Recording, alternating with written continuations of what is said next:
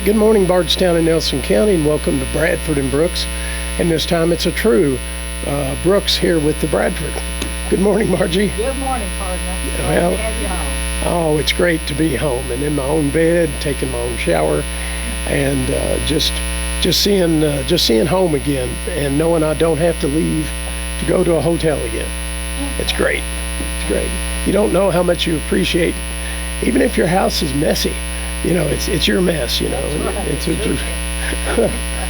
well, it's great. It's great to be back. I've been on the radio off and on over the last couple of weeks, calling in with reports from the trial in Bowling Green, and glad it's over. And I will tell you, Margie, something that greeted me on the way back from Bowling Green yesterday that I don't know, it kind of warmed my heart. Was you know, there's the sign at the 14-mile marker on the Bluegrass where Crystal Rogers' car was found. Well, it was adorned with balloons yesterday. No, it was like, you know, it just was kind of a precursor of the celebration and the release of just justice has been served. It was heartwarming. Anyway, I won't get off on that again. I talked with Rolf at 8 this morning for an hour about it. Anyway, Bradford and Brooks, we've got a very special guest we'll introduce momentarily. But Margie, tell us about your grandson. He's been part of something really, you know, we all want to be part of something larger than ourselves. Right. And he is really spending, he and other young men are spending their summer in an incredible fundraising project. Yes, they are. They're biking across the United States, started out in San Francisco, and will end up in Virginia Beach, Virginia. And he's one of 11 young men. There were 12, but one had to drop out due to medical issues. But 11 young men who are biking to raise funds for Alzheimer's research. And they're a member of the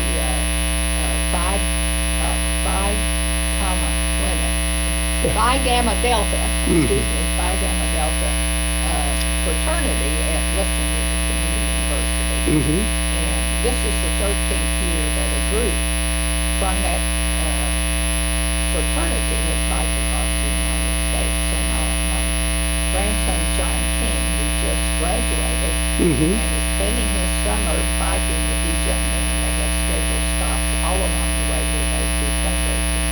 And I did an interview with him so he could talk to us and to thank the people and businesses which have donated here in Nelson County toward that research. All right, well, let's get that interview queued up here.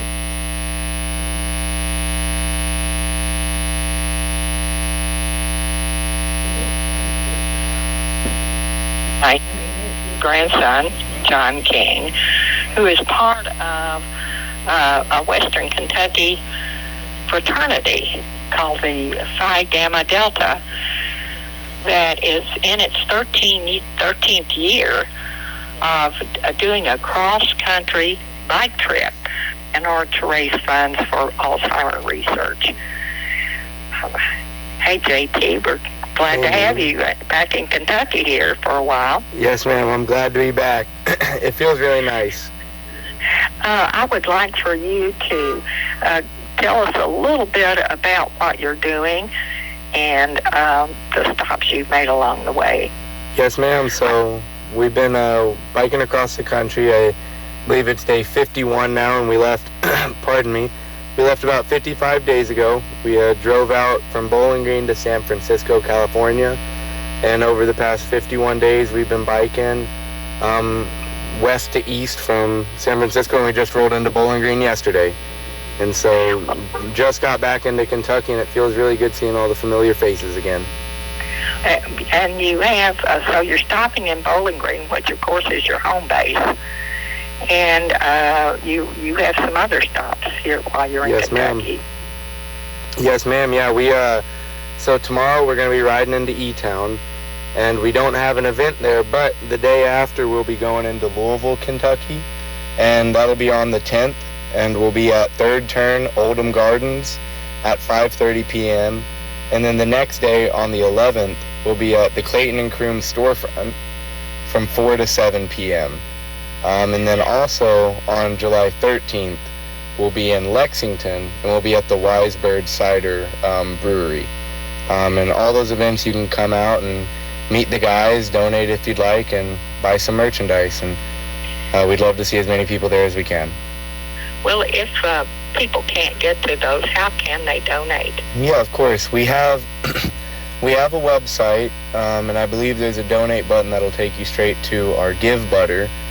And the Give Butter is essentially just a GoFundMe type of page where you go online and you can search up Give Butter Bike for All's Team 13, and you can credit your donation to any of the riders. And if you don't feel whether you don't know one of us or you just want to make a general donation, you don't have to select one, and you can just donate through there. So it's all online.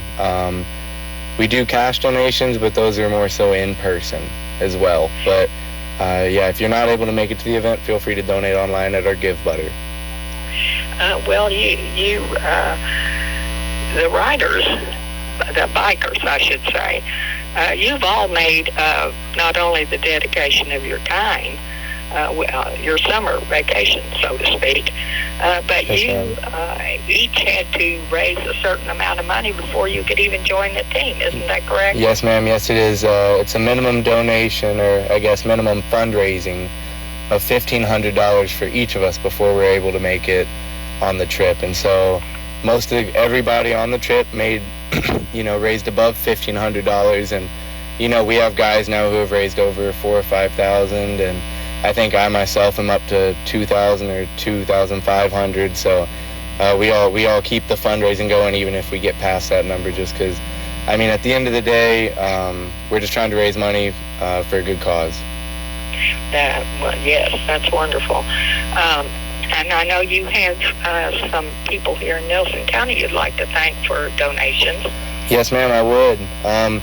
We've received generous donations from the Dinner Train, the Stephen Foster Story, Big B's Coffee House, and a few local people, such as, Nelda Moore, who's from my neighborhood of Edgewood, and other people such as her, just in Nelson County, who have either reached out to family of mine, such as my mom or you, Mimi, and made generous donations on their behalf. And so I'd just like to thank all those people in Nelson County who have supported me in this journey and supported this journey, because every dollar helps out. So I appreciate it greatly. Well, you're going to end up on, I think, July 27th? Yes, ma'am, that's correct. So tell me about that. Yeah, so we'll be rolling into Virginia Beach on July 27th.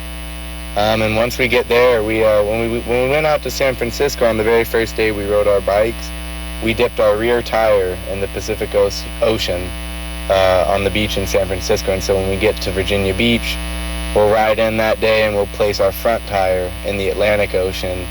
And that just means that, our bikes touched both coasts. And so that'll be really fun. I'm looking forward to it a lot. It's been a once in a lifetime journey, but it's difficult. And I think all the guys are kind of just, coming back home's kind of showing us that we're so close to finishing. And I think all of us are super excited to get there. So really looking forward to that. You have your own little band of brothers, it seems. Yes, ma'am. Yeah, you spend 51 days with people, and you can't get away with them. We've been living in the same room, sleeping on the same floors, and that grows a bond that the likes of which I don't have with really anybody. So that's been just a super unique and fun experience for me to get those friendships grown even more than before the trip. So it's been a wonderful time, and something I think I will look back on fondly. I'm sure you will. Well, I think what all of you are doing is wonderful. I'm proud of all of you, of course. Yes, ma'am. I'm proud of you especially, because you're my grandson, and I can do that. Well, thank you, Mimi. Thank you so much, and I wish you a lot of luck in raising raising as much as you can for the UK Alzheimer's Research Project. Yes, ma'am. Well, thank you very much. I love you dearly, and I appreciate all the help you've given me on this trip as well. whether that's a donation or just someone I can call and talk to on the trip. It's helped me out a lot, and I appreciate it greatly, and I love you a lot, Mimi. I love you too. Thank you so much. You're very welcome. Thank you. Bye-bye. Bye-bye.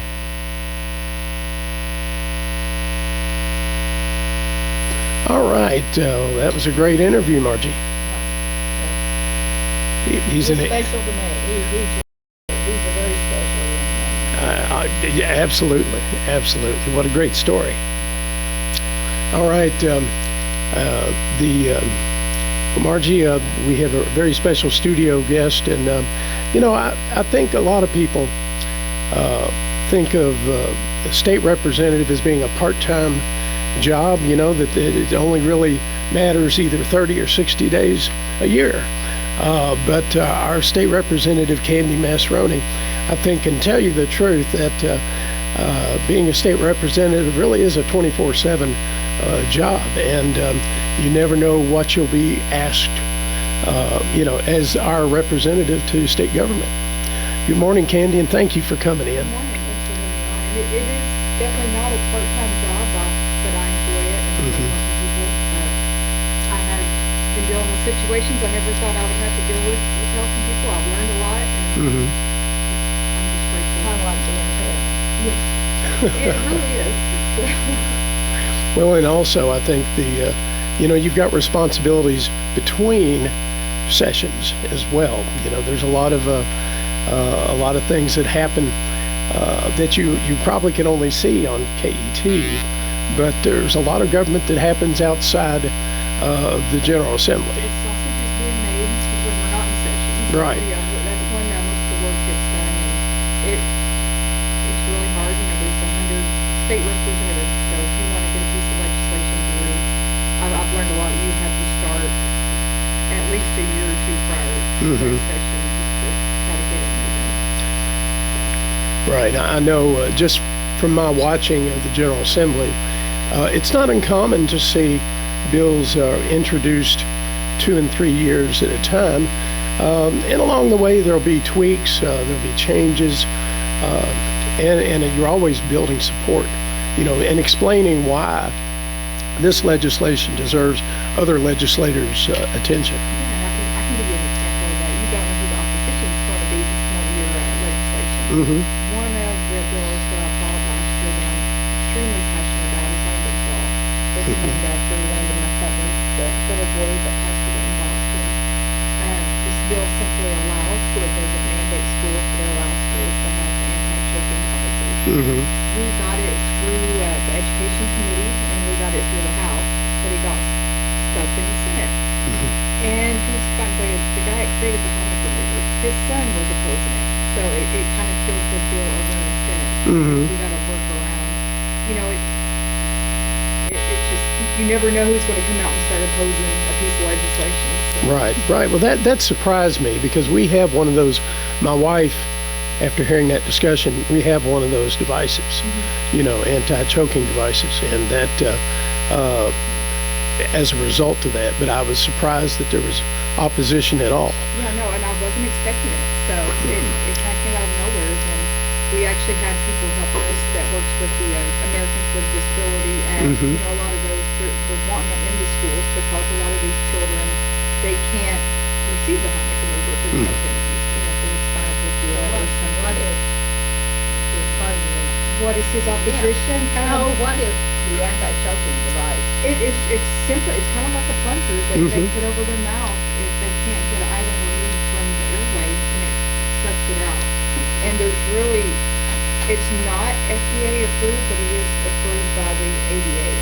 So they are working on it. It does a sucking motion. It literally sucks out the device. And there's been, I think the last number I saw, over 120 people saved from those devices. There's not been any, damages caused by those devices. Right. And it's a life. We're not advocating for them to use those devices first, of course. We want them to use the Heimlich remover and the other protocols. It's just another safety net. But yeah, you just never know, getting back to the point, who is going to oppose a piece of legislation. Right. So. Well, Candy, what's and of course, I'm sure you're going to the monthly. The name escapes me. Committee meetings. Yeah. The what's been some of the hot topics that Well, we have actually been discussed? we actually just started in June the committee meetings, so I got several this week and next week. There's the budget, so that's going to be a very hot topic, and we encourage people if they're going to ask, we don't want people to come out asking for things at the last minute because, like I said, all the work's being done now. And so we're taking a lot of meetings with some of the nonprofits and stuff that generally receive budget line items. So we're meeting up with a lot of them, seeing what their needs are, and seeing if it's something the government should still continue to help with. Right. What do you hear from constituents? I mean, of course, usually it's often related to whatever has been happening to people, whether it's weather or other issues that come up. Well, my biggest thing right now is roads. We've had a lot of flooding in our area, a lot of damaged roads, so I'm getting a lot of constituent calls about some of the road issues. And Senator Higdon, he's kind of the godfather of the roads. He's over transportation, so I've been working with him trying to address some of the issues. And fiscal court and the road department, they've been great with helping identify things and getting it fixed. If it's a state issue, they'll bring it to us. So right. I think that's one thing a lot of people don't think about, the impact that flooding can have on the roadway and the road bed and how stable that is. Yes. I think they've had some roads actually shift a little bit due to the flooding. We have a lot of sinkholes, a lot of just breaking off of the blacktop on the edges of the roads, and we definitely want to hear those. I mean, if you have a problem, my cell phone's public, 502-510-1464. You can call and let us know there's a problem. That way, if we don't know about it, we can address it. So we definitely want to hear those, and then we got to determine if it's a county or a state road or So. Right, and I think that, and I've approached our county engineer Brad Spalding several times, and the state roads and the roads I didn't think were state roads were actually state roads, and outside their purview. But he was always happy to send my concerns on. And he does an amazing job. He really does. We have a great group of people that's working these issues. It's not always as fast as the people that lives on those roads want, but we're trying to prioritize the most dangerous situations first. Sure. So. Go ahead. Did you? No, I was just going to say that I know that there were a number of laws that were enacted that were coming into effect at the last of June. Yeah. So maybe talk about that. One of the biggest, another one we're getting a lot of calls about, and I just think it's just not clear on the intentions and what the law actually says, is we passed, I think it's Senate Bill 181, it's the communications law. It's where people that volunteer or work for the school system can't have communications on a non-approved device with students. And unfortunately, a few bad actors made us pass that law. And it's not trying to take away any freedoms or anything. It's just we want the parents to be able, it should be a traceable communication. So the schools are implementing their own laws. Some schools are going a little harder than other school systems, but any communications with a student should be on an approved device unless you have a parent's permission. Okay. So if of course, if you have a 16-year-old hanging out with other 16-year-olds, you just need to get that, hey, I'm going to text your son, just get it's okay. We're just trying to avoid some of the inappropriate behavior, and most of our educators they're fabulous. They do a wonderful job, but we have had a few bad actors, more over the last year or two, that forced us to do this communications at 2 or 3 o'clock in the morning, with students. It wasn't appropriate. What's approved device mean? Does that mean well, each in the hands of the district? Yeah, they have these mass texting to parents, and they have different Class Dojo to parents. So just through an approved device or approved system, and it's up on the schools to determine what's approved and what's not approved. Well, that leaves a trail It of does. What that communication was. It does. And, you know, and we live in a society where we have to have that, unfortunately, and it's just, we know most of that are educators and even volunteers. It's just not for educators. It's volunteers in the education system, Right. counselors, administrators. It's just, it's to protect them also Right. against allegations, so. Right. Right. Trying to think of some. I read all the stories, you know, about new laws going into effect, but you know, I've been out of town the last couple of weeks, so I can't remember, barely remember my name. One of them that the kids like, the 15-year-olds, is now they can get their permit. That's right. It was, I think it's most other states do this. It gives them an extra, you know, year to practice with their parents. I have a 15-year-old just got her permit. I'm not quite ready for it, but, you know, it gives them a year to practice with their parents instead of, it's just more time for the parents to, if they want to. They don't have to get it at 15. Of course, it's on their parents to decide. Yeah. So. And that gives the parent more time to get used to the fact that they have a child old enough to have a permit. Yeah. Well, yeah. I'm hoping we get used to it. I'm not used to it yet. So.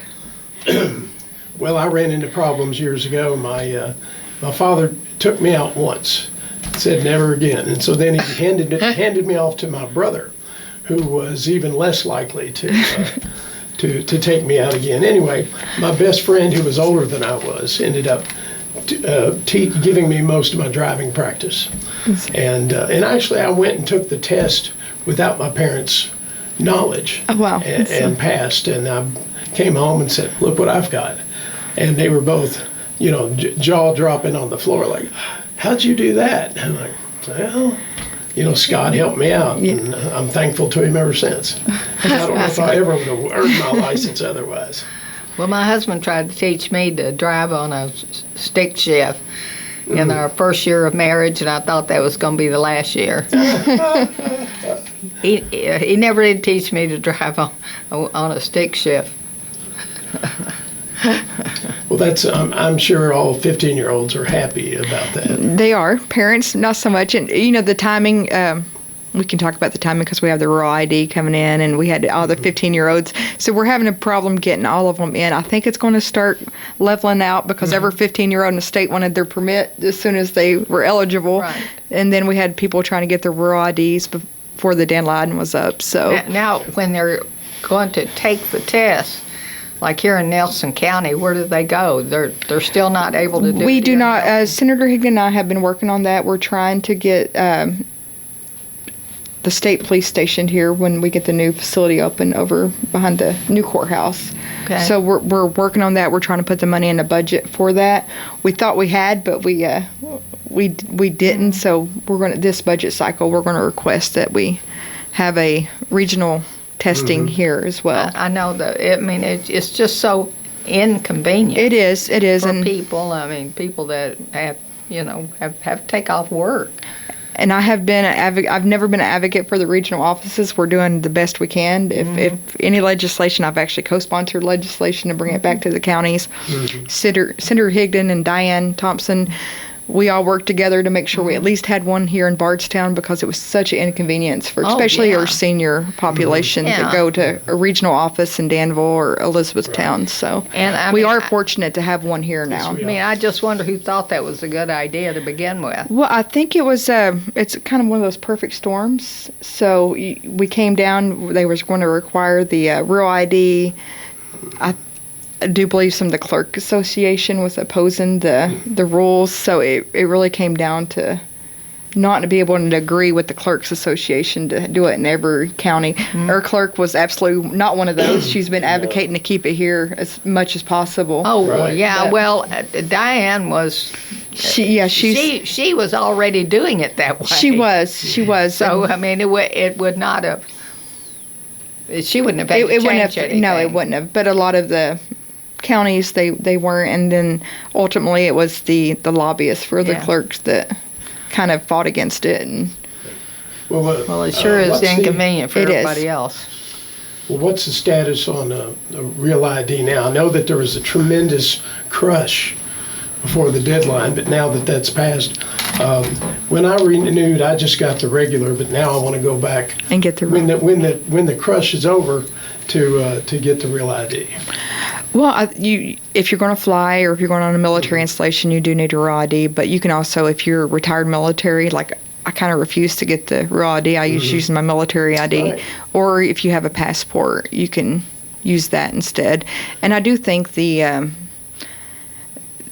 air travel and the military bases, they're still being a little lenient. It's just going to take you a lot more time to get through. So you can, for the most part, I think you can still use your old ID. It's just going to be a lot harder. So it's better just to get a passport or the raw ID. Now, correct me if I'm wrong, Candy, but I think that to enter a federal building, you Yes. have to have it. Is that right? A raw ID, yes. Okay, I didn't know if that was still going to be the Yeah, case. and mainly going on to a military installation, or if you're going to go, I mean, there's not a lot of federal buildings that Right. in our area that you would need to go to, most average citizen, but if you're going on Fort Knox or anywhere, you would need one. Well, specifically, I was just thinking about the federal building in Louisville. I mean, that would yeah. be the only one I would, I don't need to go on Fort Knox. But now that domestic flights, you have to have it. And I don't know where I'll fly, but if I have to, You never know. That's right. That's right. So, That's right. no, so I encourage people to get at least a passport in case you have to fly if you don't want the raw ID. Like I think myself and Senator Higdon both are protesting the raw ID, so neither one of us has got it. He got the passport and I used my retired. Well, I've considered that, just getting the wallet size passport, and that would take care of anything I needed for. But the problem with a passport is it does run out and you have to get a new one. Right. Well, you have to renew your real raw ID as well. periodically, too. Yeah. Yeah, true. But I don't think the cost is the same. Oh, It's pretty similar, I believe. Is it? It's pretty similar. It's not that. Well, it's been a while since I got my passport. I couldn't remember. Yeah. well, my son was home from college for the summer and applied for a job at a fast food place, and they advised him his birthday's in April. Well, his license expired, and he couldn't even start onboarding because he needed a current license. So he spent one day down at the license branch, but he got his real ID that day too.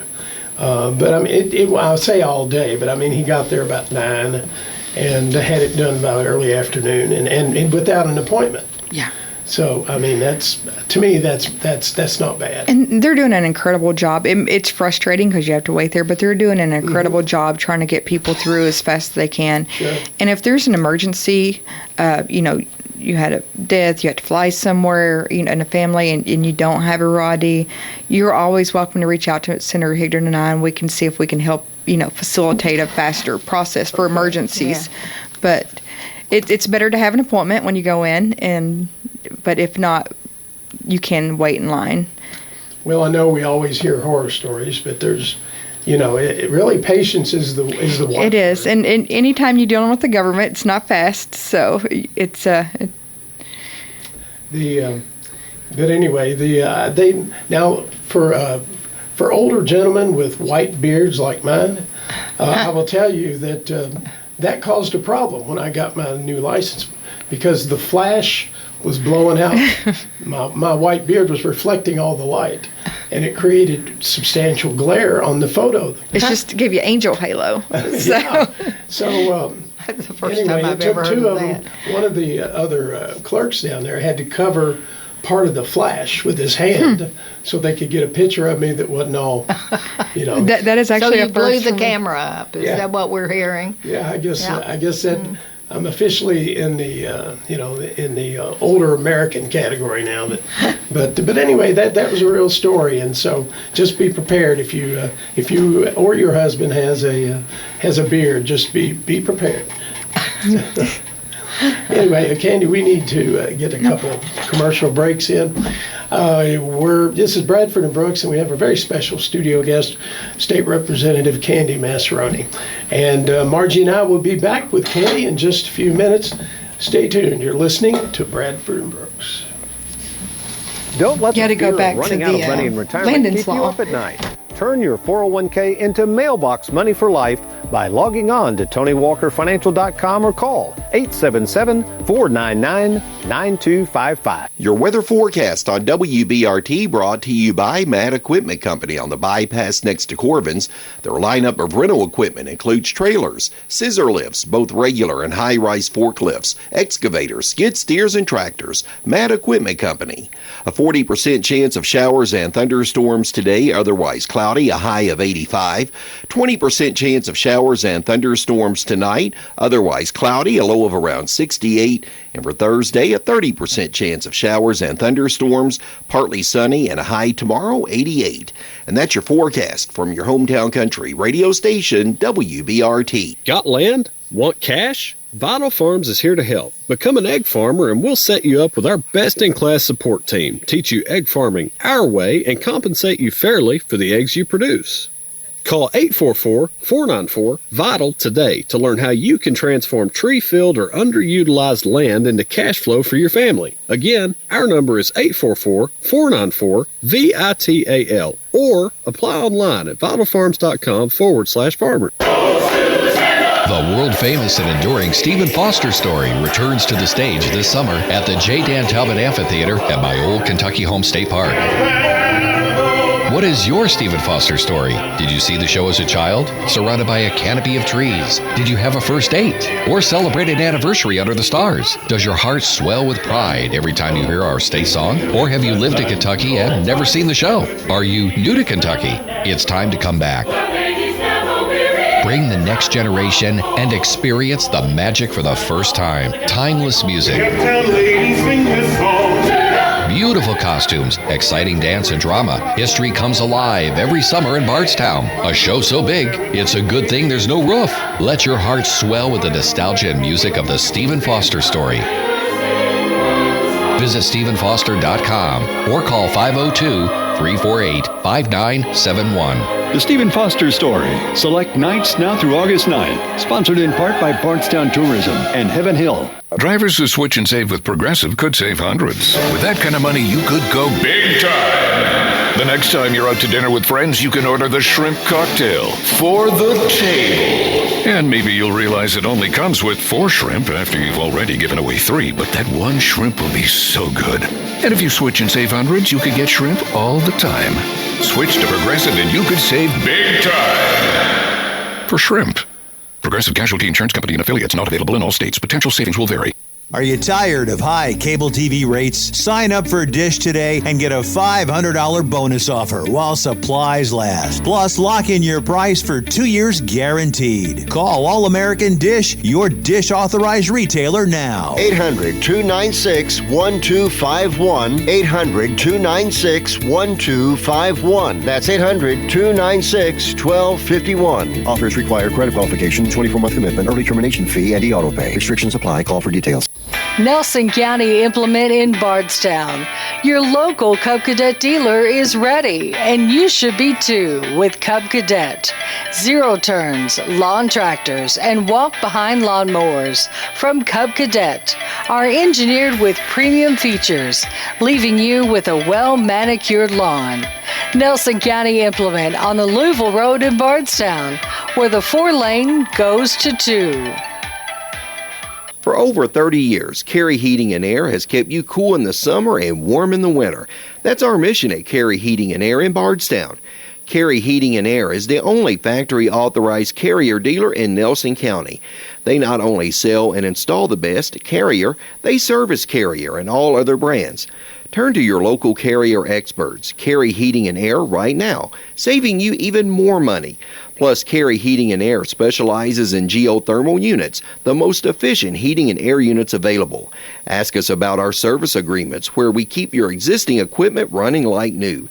Carey Heating and Air in Bardstown. Call us at 348-1174. On Saturday, July 19th at 10 a.m., Area Real Estate and Auctions will offer for sale, both live and online, the Buddy and Susie Taylor Estate, consisting of 22 acres offered in 5 tracts and as a whole. Includes a 3-bedroom home located at 4198 Springfield Road, Bardstown. Then the farm machinery and personal property will be sold on-site only. The farm machinery includes a 5420 John Deere tractor with loader, batwing mower, and many other pieces of equipment. You can see the full list of equipment to be auctioned and complete details of the real estate auction, including terms and conditions, by going online to areaauctioneers.com. Don't miss this auction. If you're looking for property close to Bardstown, including a 3-bedroom, 3-bath home with walkout basement, or for farm machinery, or both, contact Dwight Butler, auctioneer and real estate broker at 800-540-0686 for more information. The hills are alive with the sound of music. Don't miss the sound of music. High on the hill was a lonely goat herd. Powerful and almost magical entity that unites the Trapp family and underlines how the strength of togetherness and love can prevail. Well, now, when anything bothers me and I'm feeling unhappy, I just try and think of nice things. What kind of things? Bright copper kettles and warm woolen mittens. Watch the story come alive on stage at the Stephen Foster Amphitheater in The Sound of Music. So long, farewell. Watch it live select nights July 9th through August 6th. Tickets only $32 for adults, $29 for seniors. Kids 6 to 12 are $19, and children 2 to 5 are $13. For tickets, call 502-348-5971 or buy online at stephenfoster.com. Doe, a deer. The Sound of Music, presented in part by Salt River Electric and Physicians to Children and Adolescents. Don't let the fear of running out of money in retirement keep you up at night. Turn your 401k into mailbox money for life by logging on to TonyWalkerFinancial.com or call 877-499-9255. WBRT. High school sports. We follow all our teams throughout the season and the playoffs on your hometown radio station. WBRT. Party Line. It's legendary. But what did you expect from a legendary radio station? WBRT.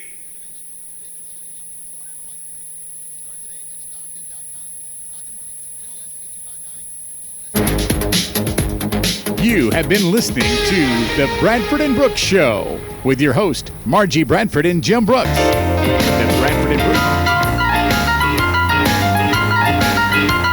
Welcome back to the Bradford and Brooks Show, live on WBRT 97.1 FM and 1320 AM. Also, streaming live at WBRTcountry.com.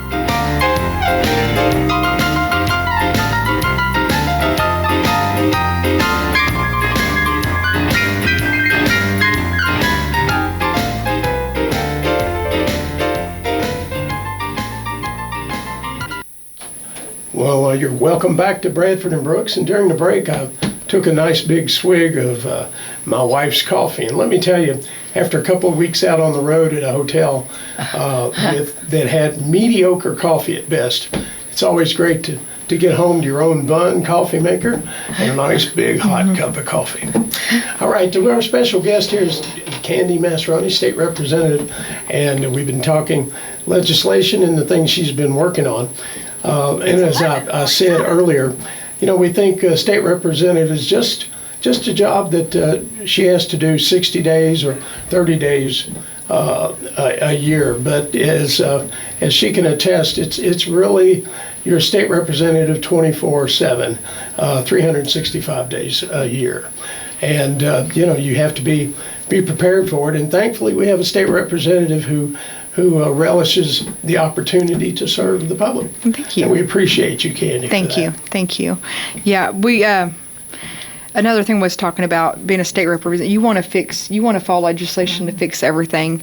I got wise words of wisdom is to pick 5 or 6 items you want to work on. Mm-hmm. So I have been doing that over the summer. And if you want to talk about some of the stuff that I'm working on, right. Of course, we're going to do Landon's Law. All of my bills come from constituents, mm-hmm. So I try to, everything I follow actually comes from a constituent in Bardstown.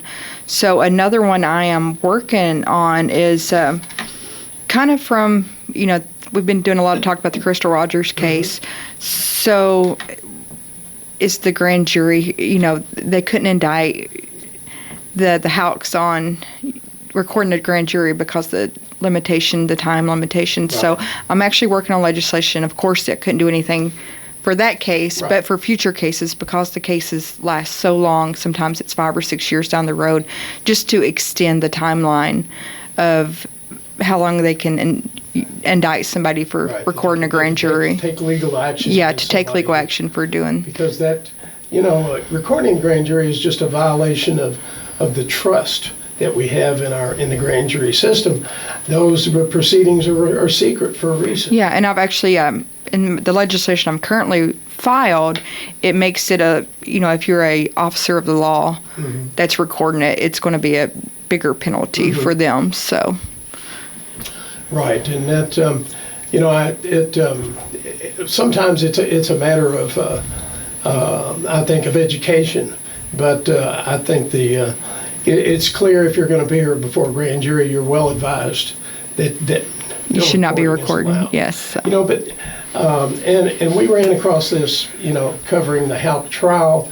The judge, and he was in his right to do it, and actually I'm glad he did, because he banned any sort of recording device, cell phone, smartwatch, anything that could record audio or video.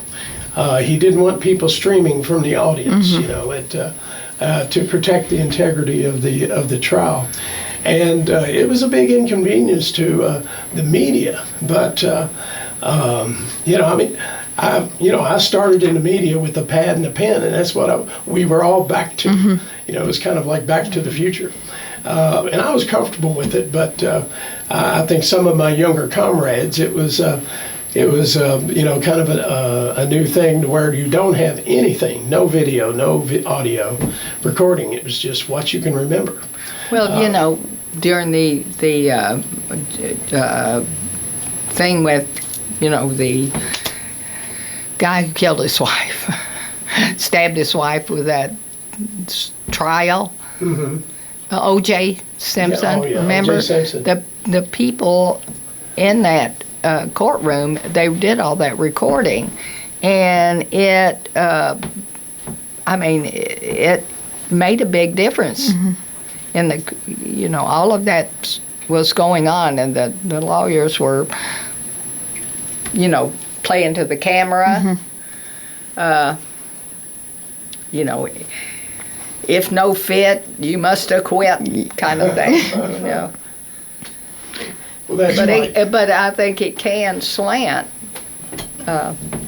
what happens. Well, that was not the case, and I think the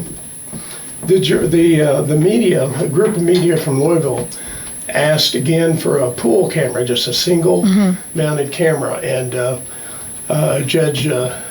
Circuit Judge Sims denied that request. But I will tell you, I don't think the reporting by the media from the hallway or wherever they did their stand-up, I don't think it suffered, because the trial got incredible exposure. And I got text reports that people saw me on somebody else's video shoot from the hallway. So, and that was always fun. I tried not to get into people's shots, but there were just so many cameras lined up. It was pretty crazy. As I told you, I was watching you. You did an incredible job. I was waiting on your updates every day when you came out, so you did a great job. So. Well, I was trying to get out to the car to do them, but the schedule was never the same, and of course, and being an hour behind, I could never do an actual noon update Eastern time. But anyway, and trying to, one of the hardest things I think, and all the reporters struggled with this, was putting together a story. There was just so much detail and so much information to sift through. So I think. And from the other stories, I didn't read all of them, but the ones I read, I think we all pretty much did a good job of distilling the information. It was pretty detailed. Right, right. Well, and some of the TV stations had two reporters there, and they took turns, and one would go out to the hallway and write on a laptop, and then the other one would cover for an hour or two. So anyway, there was no shortage of media coverage. Let's put it that way. So I'm sure that the newspapers and the radio stations and TV stations wanted it to go on longer. They were getting so much attention paid. Well, I know that we could hardly wait for the paper to come out to see what happened. Well, right. And it was anyway. It was an experience. Let's put it that way. And in the end, justice was served, and it was probably one of the, personally, somebody who's followed this story since the beginning, it was the most satisfying part. And as I was leaving the courtroom, I saw the judge ordered the bailiff to take Brooks Houck away. And his and it, even without, couldn't say goodbye to his family. It just took him out, and he had a chance to hug his attorney, and that was kind of emotional, I know, for everybody, for the defense team. But it, I don't know, it was just kind of the cap on this. The trial is over for now.